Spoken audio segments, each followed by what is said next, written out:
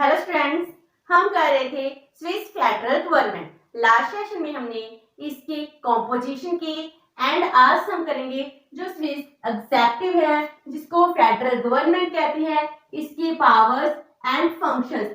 जो हर एक कंट्री में रियल एग्जेक्टिव होता है उसके पास बहुत सारी पावर्स होती हैं। वो चाहे तो पार्लियामेंट्री फॉर्म होगी तो उसका रियल एग्जेक्टिव प्राइम मिनिस्टर होगा, अगर प्रेसिडेंशियल फॉर्म ऑफ गवर्नमेंट होगी तो उसका रियल एग्जेक्टिव प्रेसिडेंट होता है। लेकिन वहां पर जो रियल एग्जेक्टिव है वो एक पर्सन ना होकर 7 पर्सन है जिसको ही फेडरल गवर्नमेंट कहते हैं। तो उसके पास कौन कौन सी पावर्स हैं? तो जो 7 मेंबर्स हैं, इन 7 मेंबर्स से ही एक पर्सन है उसको प्रेसिडेंट इलेक्ट किया जाता है फॉर 1 ईयर। इस तरह वहां पर एक प्रेसिडेंट नहीं है, वहां पर रोटेशनल प्रेसिडेंसी है। ऐसा नहीं है जो एक प्रेसिडेंट बन गया वो पूरे 4 साल पूरी टेन्योर के लिए प्रेसिडेंट बना रहेगा। एक मेंबर जो प्रेसिडेंट है वो सिर्फ 1 साल के लिए ही बन सकता है, तो इस टेन्योर में वो सेकंड टाइम कभी भी प्रेसिडेंट नहीं बन सकता। तो जो गवर्नमेंट की पावर्स हैं, ये पावर्स सभी फेडरल काउंसिल के मेंबर है आपस में मिलकर यूज करते हैं। तो इनके पास कौन कौन सी पावर्स हैं? फर्स्ट वन इज एग्जेक्टिव और एडमिनिस्ट्रेटिव पावर्स। जो एग्जेक्टिव है इनके पास ही एग्जीक्यूटिव पावर्स हैं, एडमिनिस्ट्रेशन को रन करने की पावर्स एग्जेक्टिव के पास है। तो जे देश में जितने भी लॉ बनाए जाते हैं इनको इम्प्लीमेंट कौन करते हैं? जो फेडरल काउंसिल है यही इम्प्लीमेंट करती है। तो इनकी मेन एग्जेक्टिव पावर्स क्या है? First one is conduct foreign relation. अगर फॉरेन रिलेशंस बनाने हैं, फॉरेन पॉलिसी बनानी है तो इसकी रिस्पॉन्सिबिलिटी किसके पास है? वो फेडरल काउंसिल के पास है। फेडरल एग्जेक्टिव ही है जो फॉरेन रिलेशन को डिटरमिन करते हैं। जो स्विट्जरलैंड का कॉन्स्टिट्यूशन कहता है उसके अकॉर्डिंग अपने ऑब्जेक्टिव को अचीव करने के लिए मेन फॉरेन पॉलिसी के निर्माता जो फेडरल एग्जेक्टिव के मेंबर ही होती है। Next is implements the laws passed by federal parliament। जो देश की फेडरल पार्लियामेंट है हम इसको लेजिस्लेचर कहते हैं, और जो लेजिस्लेचर है एंड एग्जेक्टिव है ये दोनों डिफरेंट हैं, क्योंकि जो फेडरल एग्जेक्टिव फेडरल काउंसिल ये दोनों एक ही नाम है, इनके मेंबर्स हैं जो फेडरल पार्लियामेंट के मेंबर नहीं होते हैं। तो फेडरल पार्लियामेंट लॉ बनाती है और इसको इम्प्लीमेंट कौन करता है? फेडरल एग्जेक्टिव के मेंबर करते हैं। तो इस तरह फेडरल पार्लियामेंट के द्वारा पास किए गए law federal executive federal council के द्वारा इम्प्लीमेंट किए जाते हैं। एंड जितने भी कैंटल कॉन्स्टिट्यूशन है इनको सुपरवाइज कौन करती है? फेडरल एग्जेक्टिव करती है, क्योंकि जो कैंटन्स का कॉन्स्टिट्यूशन है भी कैसा होना चाहिए? जो फेडरल का कॉन्स्टिट्यूशन है उनके प्रोविजंस के अकॉर्डिंग ही होना चाहिए। अगर सेंटर का कॉन्स्टिट्यूशन अपने आप को रिपब्लिकन कहता है तो जो कैंटन्स हैं कैंटन्स का कॉन्स्टिट्यूशन भी रिपब्लिकन ही होना चाहिए। तो इनको सुपरवाइज करते हैं फेडरल काउंसिल के member. Next is maintain the neutrality of the country in international affairs. जो स्विट्जरलैंड है ये एक न्यूट्रल कंट्री है, इसकी न्यूट्रलिटी 1815 से है। इन्होंने तब से अपने आप को न्यूट्रल बना रखा है। तो इनका जो ऑफिशियल गोल है जिसमें भी न्यूट्रलिटी को एक ऑफिशियल गोल ही बताते हैं। तो उस न्यूट्रलिटी को मेंटेन करना किसकी रिस्पॉन्सिबिलिटी बन गई? फेडरल एग्जेक्टिव की रिस्पॉन्सिबिलिटी है। Next is appoints all high official.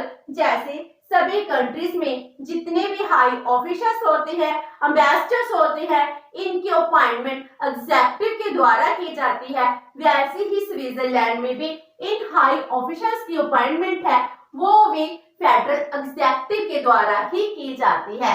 Next is submit there annual reports before the federal parliament. जो ये काम करते हैं उसकी एनुअल रिपोर्ट्स है वो एनुअल रिपोर्ट फेडरल पार्लियामेंट तक देते हैं। फेडरल पार्लियामेंट में बताते हैं हमने पूरे साल में कैसी वर्किंग की है, किस डिपार्टमेंट में कौन सा प्रोग्रेस हुई है, उसको किस चीज की जरूरत है।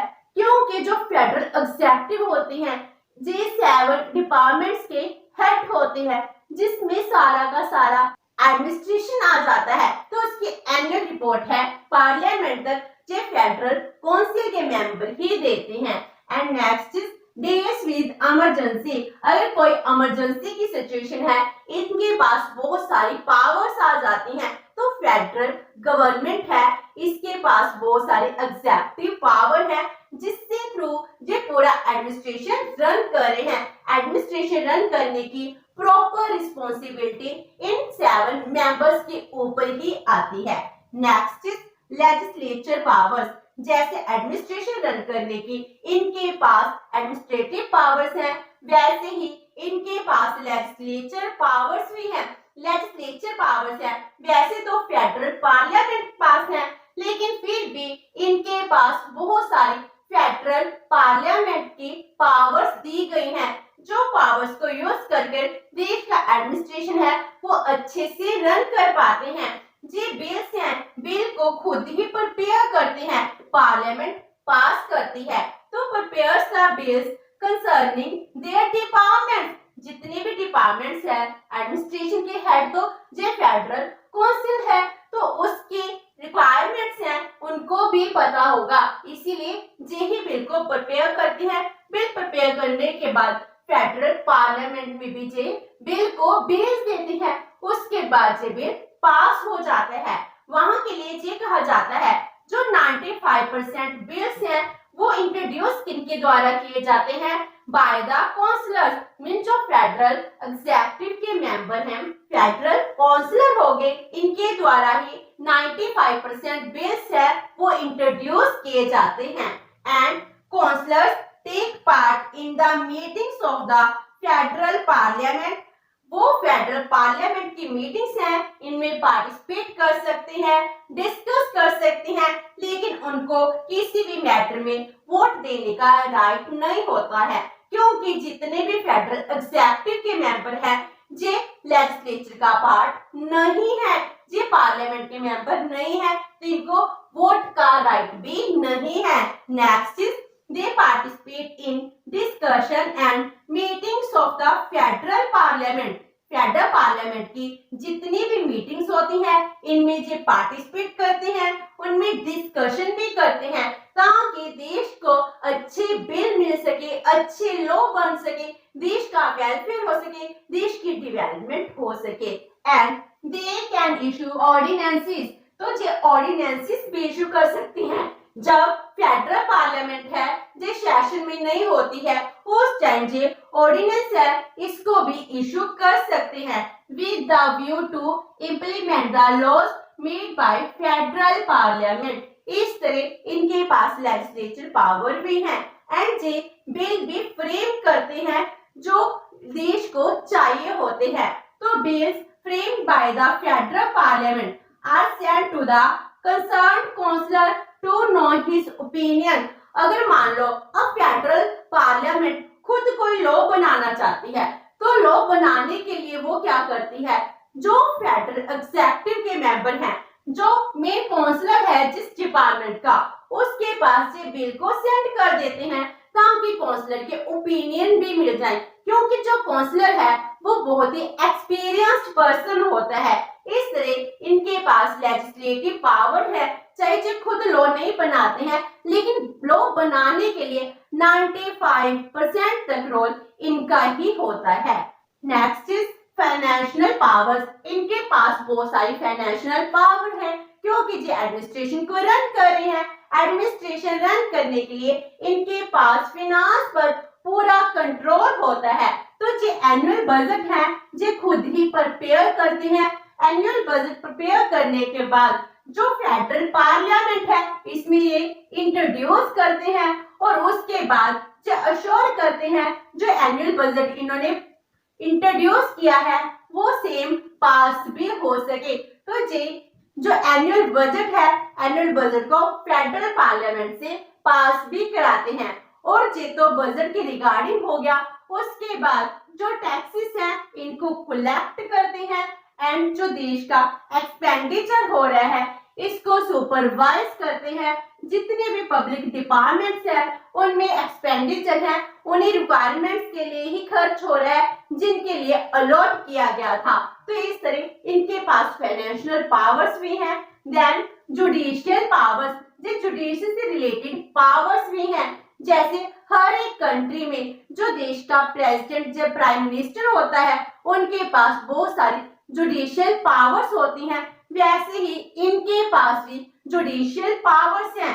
तो जे अपील्स हैं, अपील्स को सुनते हैं of private persons against the decisions of various federal departments. जितने भी अलग अलग फेडरल डिपार्टमेंट्स हैं उनके डिसीजन के अगेंस्ट कोई प्राइवेट मेंबर की अपील है, वो अपील जो फेडरल काउंसिल है इसके मेंबर भी सुन सकते हैं। इस तरह प्राइवेट पर्सन को जे प्रोटेक्शन प्रोवाइड करा रहे हैं ताकि गवर्नमेंट है इनके अगेंस्ट है इनके इंटरेस्ट को वायलेट ना कर सके। Next, here's appeal on disputes arising on account of trade treaties, military, octroi and cantonal elections etcetera. अगर देश में एडमिनिस्ट्रेशन रन कर रहे हैं उसमें ट्रेड ट्रीटीज होती हैं, मिलिट्री है, ऑक्टरी है, इसी तरह ही कैंटन्स में इलेक्शन है। अगर इनमें कोई प्रॉब्लम अराइज होगी, अगर किसी ने अपील करनी है तो वो डायरेक्टली फेडरल काउंसिल है इनमें भी अपील कर सकते हैं। लेकिन इनके जो डिसीजंस होते हैं वो फाइनल डिसीजन नहीं माने जाते हैं, उसके अगेंस्ट आगे सुप्रीम कोर्ट है उसमें भी अपील की जा सकती है। And last is miscellaneous powers. इनके पास और भी एक्स्ट्रा अदर पावर्स है जिसको मिसलेनियस पावर्स कहते हैं। तो it takes measure to maintain external security, independence and neutrality of Switzerland. अगर इन्होंने अपने देश को एक्सटर्नल वॉर से, इन्वेजन से बचाना है, इंडिपेंडेंस को मेंटेन करना है, न्यूट्रलिटी को मेंटेन करना है, इसके लिए जो चाहे वो मेजर्स उठा सकते हैं, कोई भी लॉ बना सकते हैं, इनके पास ये पावर्स दी गई हैं। एंड जे फॉरेन कंट्री के साथ जो भी ट्रीटीज होती हैं उनमें जे ही एंटर करते हैं। मींस अगर किसी कंट्री में जाकर स्विट्जरलैंड को रिप्रेजेंट कर रहे हैं तो फेडरल काउंसिल के मेंबर ही होते हैं और वो किसी भी कंट्री के साथ कोई भी ट्रीटी कर सकते हैं। ये पावर्स भी इनको दी गई है। एंड जे आर्मी को कंट्रोल करते हैं, आर्मी को मोबिलाइज करना है, किसी भी कैंटन में सेंड करना है, इसकी पावर्स भी किसके पास है? फेडरल काउंसिल के पास है। It can mobilise army when need arise. तो कैंटन्स में लॉ एंड ऑर्डर को मेंटेन करना है, पीस को क्रिएट करना है, इसके लिए ये आर्मी भी भेज सकते हैं। तो इनके पास बहुत सारी पावर्स हैं, लेकिन ये सभी पावर्स किसी एक पर्सन को ना देकर सभी 7 मेंबर्स को ही दी गई हैं। तो हम क्या कंक्लूड कर सकते हैं? तो इसमें हम ये कह सकते हैं जो फेडरल काउंसिल है, फेडरल एग्जीक्यूटिव है, ये बहुत ही पावरफुल एंड इन्फ्लुएंशियल बॉडी है जो पूरा का पूरा एडमिनिस्ट्रेशन है वो पूरा कंट्रोल कर रही है, फुल कंट्रोल है on entire administration of Switzerland. तो ये बहुत ही पावरफुल बॉडी बन जाता है। तो जो इनके मेंबर्स होते हैं वो मेंबर्स भी कैसे हैं? बहुत टाइम से इसी काम में होते हैं। हमने यही किया था टेन्योर में कि इनका एवरेज टेन्योर 8 इयर्स होता है। कुछ मेंबर है वो 30 इयर्स तक भी अपने काम में रहते हैं। जब हम बहुत टाइम से काम कर रहे होते हैं तो हमारे पास बहुत सारा एक्सपीरियंस हो जाता है। तो इनके मेंबर्स के पास लॉन्ग ईयर एक्सपीरियंस होता है तो काउंसिलर क्या बन जाती है? अपने आप ही पावरफुल बन जाती है, जो बहुत ही वाइज काउंसिल होती है, जो एक्सपर्ट्स होते हैं अपने फील्ड में।